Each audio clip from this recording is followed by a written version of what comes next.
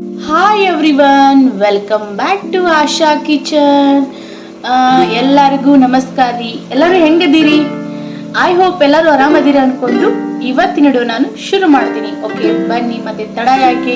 ಇವತ್ತೇ ನಾನು ನಿಮ್ಮ ಮುಂದೆ ಒಂದು ಈಸಿ ಆಗಿರೋ, ಸಿಂಪಲ್ ಆಗಿರೋ ಒಂದು ರೈಸ್ ಐಟಮ್ ರೆಸಿಪಿ ತಗೊಂಡ್ಬಂದಿದ್ದೀನಿ. ಅದು ಯಾವುದಪ್ಪ ಅಂತಂದ್ರೆ ಗೀ ರೈಸ್. ಹೌದು, ಗೀ ರೈಸ್ ಹೆಂಗೆ ಮಾಡೋದು ಅಂತೇಳಿ ನಿಮಗೆ ನಾನು ತೋರಿಸ್ಕೊಡ್ತೀನಿ.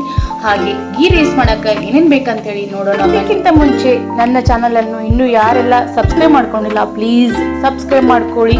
ಹಾಗೆ ಯಾರೋ ಹೊಸಬರು ನೋಡಿದರೆ ಪ್ಲೀಸ್ ಅವರು ಕೂಡ ಸಬ್ಸ್ಕ್ರೈಬ್ ಮಾಡ್ಕೊಳ್ಳಿ. ಹಾಗೆ ಪಕ್ಕದಲ್ಲಿರೋ ಬೆಲ್ಲಕ್ಕಿನ ಫಸ್ಟ್ ಕ್ಲಿಕ್ ಮಾಡಿ, ಯಾಕಂದರೆ ನಾನು ಪ್ರತಿದಿನ ಅಪ್ಲೋಡ್ ಮಾಡುವೆ ಅಂತೇಳಿ ನೋಟಿಫಿಕೇಶನ್ ಫಸ್ಟ್ ಬರೋದು ನಿಮಗೆ. ಸೊ ಅದಕ್ಕೆ ಹಾಗೆ ಲೈಕ್ ಮಾಡಿ, ಶೇರ್ ಮಾಡಿ. ಓಕೆ, ಬನ್ನಿ ನೋಡೋಣ. ಹಾಗಿದ್ರೆ ಗೀ ರೈಸ್ ಮಾಡೋಕೆ ಏನೇನು ಬೇಕಂತೇಳಿ. ನಾನೀಗ ಇಲ್ಲಿ ಒಂದು 4 ಮಂದಿಗೆ ಹಾಕುವಷ್ಟು ಗೀ ರೈಸ್ ಮಾಡಕತ್ತೀನಿ. ಸೊ ಅದಕ್ಕೆ ಒಂದು ಈರುಳ್ಳಿ ಕಟ್ ಮಾಡಿ ಇಟ್ಕೊಂಡಿನಿ, ಹಾಗೆ ಒಂದು 4 ಮೆಣಸಿನ್ಕಾಯಿ ಕಟ್ ಮಾಡಿ ಇಟ್ಕೊಂಡಿನಿ, ಹಾಗೆ ಕೊತ್ತಂಬರಿ ಮತ್ತು ಜೀರಿಗೆ, ಹಾಗೆ ಗೋಡಂಬಿ ಮತ್ತು ದ್ರಾಕ್ಷಿ ತೊಗೊಂಡೇನಿ, ಮತ್ತು ಒಂದು ಬೋಲು ಬಾಸುಮತಿ ರೈಸ್ ತೊಗೊಂಡೇನಿ. ನೀವು ಇದಕ್ಕೆ ಬೇಕಂದ್ರೆ ಜೀರಾ ರೈಸು ಮಿಕ್ಸ್ ಮಾಡ್ಕೋಬೋದು. ಓಕೆ, ಈಗ ಕುಕ್ಕರಿಗೆ ಸ್ವಲ್ಪ ತುಪ್ಪ ಹಾಕ್ಕೊಂಡು ಅದಕ್ಕೆ ಗೋಡಂಬಿ ದ್ರಾಕ್ಷಿನ ಇರ್ತಾವಲ್ಲ ಅವನು ಚೆನ್ನಾಗಿ ಫ್ರೈ ಮಾಡ್ಕೋಬೇಕು. ಈಗ ಇದೆಲ್ಲ ಚೆನ್ನಾಗಿ ಫ್ರೈ ಆದಮೇಲೆ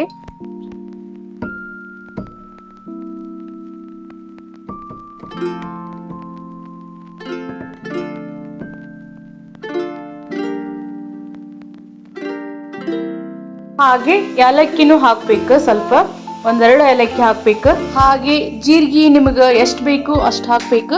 ಆ್ಯಕ್ಚುಲಿ ಇದಕ್ಕೆ ಜೀರಿಗೆನ ಇಂಪಾರ್ಟೆಂಟ್, ಜೀರಿಗೆ ಮತ್ತು ತುಪ್ಪ. ಈಗ ಇದು ಚೆನ್ನಾಗಿ ಫ್ರೈ ಆದಮೇಲೆ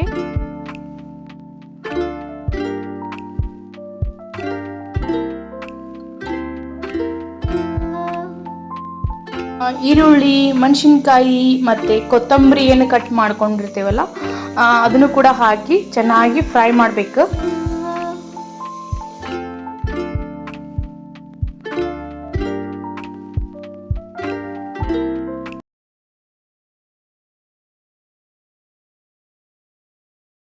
ಹಾಗೆ ಇದಕ್ಕೆ ಈಗ ರುಚಿಗೆ ತಕ್ಕಷ್ಟು ಉಪ್ಪು ಹಾಕಬೇಕು. ಮತ್ತು ರೈಸ್ ಚೆನ್ನಾಗಿ ವಾಶ್ ಮಾಡಿಕೊಂಡು ರೈಸ್ ಹಾಕಿ ಸರಿಯಾಗಿ ಮಿಕ್ಸ್ ಮಾಡಬೇಕು. ಅದಕ್ಕೆ ನೀರು ನಿಮಗೆ ಎಷ್ಟು ಬೇಕು ಅಷ್ಟು ನೀರು ಹಾಕಬೇಕು. ಯಾಕಂದರೆ ಕೆಲವರಿಗೆ ಮೆತ್ತಗೆ ಬೇಕಿರ್ತೈತಿ, ಕೆಲವೊಬ್ಬರಿಗೆ ಉದುರು ಬೇಕಿರ್ತೈತಿ. ಸೊ ಅದಕ್ಕೆ ಅದ್ರ ಮೇಲೆ ಡಿಪೆಂಡು. ಓಕೆ, ಈಗ ಕುಕ್ಕರ್ ಬಾಯಿ ಮುಚ್ಚಿಡಬೇಕು. 1-2-3 ಸೀಟಿ ಆಗಬೇಕು. ಗೀ ರೈಸು ರೆಡಿ ಆಯ್ತು ನೋಡ್ರಿ.